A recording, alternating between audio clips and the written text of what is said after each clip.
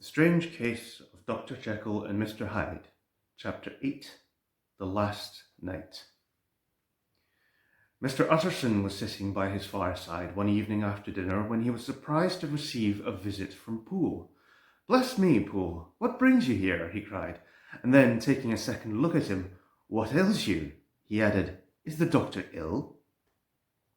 "Mr. Utterson," said the man, "there is something wrong."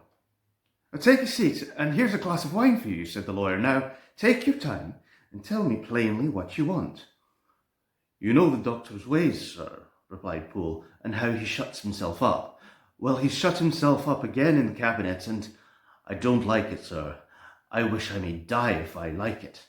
Mr. Utterson, sir, I'm afraid." "Now, my good man," said the lawyer, "be explicit. What are you afraid of?" "I've been afraid for about a week," returned Poole, doggedly disregarding the question, "and I can bear it no more." The man's appearance amply bore out his words. His manner was altered for the worse, and except for the moment when he had first announced his terror, he had not once looked the lawyer in the face. Even now he sat with the glass of wine untasted on his knee, and his eyes directed to a corner of the floor. "I can bear it no more," he repeated. "Come," said the lawyer, "I see you have some good reason, Poole. I see there is something seriously amiss. Try to tell me what it is." "I think there's been foul play," said Poole hoarsely. "Foul play!" cried the lawyer, a good deal frightened and rather inclined to be irritated in consequence. "What foul play? What does the man mean?" "I don't say, sir," was the answer, "but will you come along with me and see for yourself?" Mr. Utterson's only answer was to rise and get his hat and greatcoat, but he observed with wonder the greatness of the relief that appeared upon the butler's face, and perhaps with no less that the wine was still untasted when he sat it down to follow. It was a wild, cold, seasonable night of March, with a pale moon lying on her back, as though the wind had tilted her, and a flying wrack of the most diaphanous and lawny texture. The wind made talking difficult and flexed the blood into the face. It seems to have swept the streets unusually bare of passengers besides, for Mr. Utterson thought he had never seen that part of London so deserted.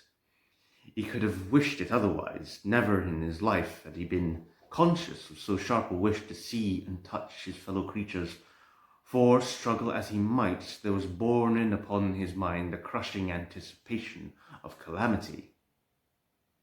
The square, when they got there, was all full of wind and dust, and the thin trees in the garden were lashing themselves along the railing.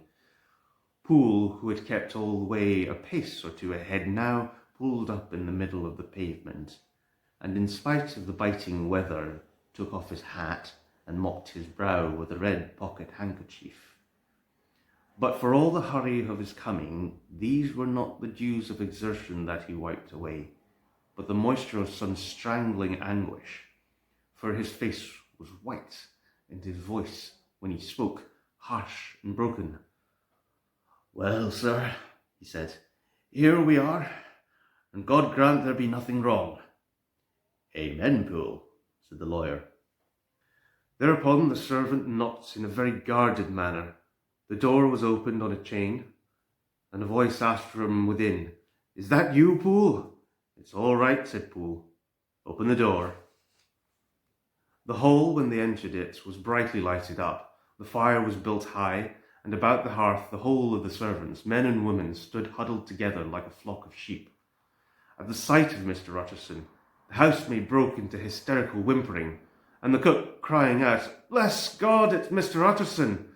ran forward as if to take him in her arms.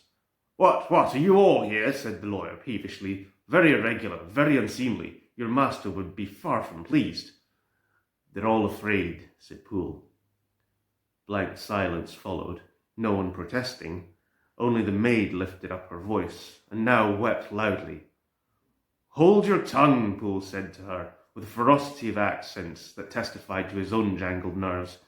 And indeed, when the girl had so suddenly raised the note of her lamentation, they had all started and turned towards the inner door with faces of dreadful expectation. And now, continued the butler, addressing the knife boy, reach me a candle, and we'll get this through hands at once.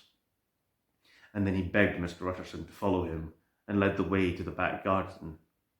Now, sir, said he, you come as gently as you can. I want you to hear, and I don't want you to be heard. And see here, sir, if by any chance he was to ask you in, don't go. Mr. Utterson's nerves at this unlooked-for termination gave a jerk that nearly threw him from his balance, but he recollected his courage and followed the butler into the laboratory building and through the surgical theatre with its lumber of crates and bottles to the foot of the stair. Here Poole motioned him to stand on one side and listen, while he himself, setting down the candle and making a great and obvious call on his resolution, mounted the steps and knocked with a somewhat uncertain hand on the red baize of the cabinet door. "Mr. Utterson, sir, asking to see you," he called, and even as he did so, once more violently signed to the lawyer to give ear. A voice answered from within. "Tell him I cannot see anyone," it said complainingly. "Thank you, sir," said Poole, with a note of something like triumph in his voice, and taking up his candle, he led Mr. Utterson back across the yard into the great kitchen where the fire was out and the beetles were leaping on the floor. "Sir," he said, looking Mr. Utterson in the eyes, "was that my master's voice?" "It seems very much changed," replied the lawyer, very pale, but giving look for look. "Changed? Well, yes, I think so," said the butler. "Have I been 20 years in this man's house to be deceived about his voice? No, sir, master's made away with. He was made away with 8 days ago, when we heard him cry out upon the name of God, and who's in there instead of him, and why it stays there, is a thing that cries to heaven, Mr. Utterson." "This is a very strange tale, Poole. This is rather a wild tale, my man," said Utterson, biting his finger. "Suppose it were as you suppose. Supposing Dr. Jekyll to have been, well, murdered. What could induce the murderer to stay? That won't hold water. It doesn't commend itself to reason." "Well, Mr. Utterson, you are a hard man to satisfy, but I'll do it yet," said Poole. "All this last week, you must know, him or it or whatever it is that lives in that cabinet has been crying night and day for some sort of medicine and cannot get it to his mind. It was sometimes his way, the master's that is, to write his orders on a sheet of paper and throw it on the stair. We've had nothing else this week back, nothing but papers and a closed door, and the very meals left there to be smuggled in when nobody was looking. Well, sir, every day, aye, and twice and thrice in the same day, there have been orders and complaints, and I have been flying to all the wholesale chemists in town. Every time I brought the stuff back, there would be another paper telling me to return it because it was not pure, and another order to a different firm. This drug is wanted bitter bad, sir, whatever for." "Have you any of these papers?" asked Mr. Utterson. Poole felt in his pocket and handed out a crumpled note, which the lawyer, bending nearer to the candle, carefully examined. Its contents ran thus: "Dr. Jekyll presents his compliments to Messrs. Maw. He assures them that this last sample is impure and quite useless for his present purpose. In the year 1800 and so, Dr. Jekyll purchased a somewhat large quantity from Messrs. Maw. He now begs them to search with the most sedulous care, and should any the same quality be left, to forward it to him at once. Expense is no consideration. The importance of this is to Dr. Jekyll can hardly be exaggerated." So far the letter had run composedly enough, but here, with a sudden splutter of the pen, the writer's emotion had broken loose. "For God's sake," he added, "find me some of the old." "This is a strange note," said Mr. Utterson, and then sharply, "How do you come to have it open?" The man at Maw's was main angry, sir, and he threw it back to me like so much dirt, replied Poole. This is unquestionably the doctor's hand, do you know, resumed the lawyer. I thought it looked like it, said the servant rather sulkily, and then with another voice, but what matters hand of right, he said, I've seen him. Seen him, repeated Mr. Utterson. Well, that's it, said Poole. It was this way. I came suddenly into the theatre from the garden. It seems he had slipped out to look for the drug or whatever it is, for the cabinet with door was open. And there he was at the far end of the room, digging among the crates. He looked up when I came in, gave a kind of cry, and whipped upstairs into the cabinet. It was but for 1 minute that I saw him, but the hair stood upon my head like quills. Sir, if that was my master, why had he a mask upon his face?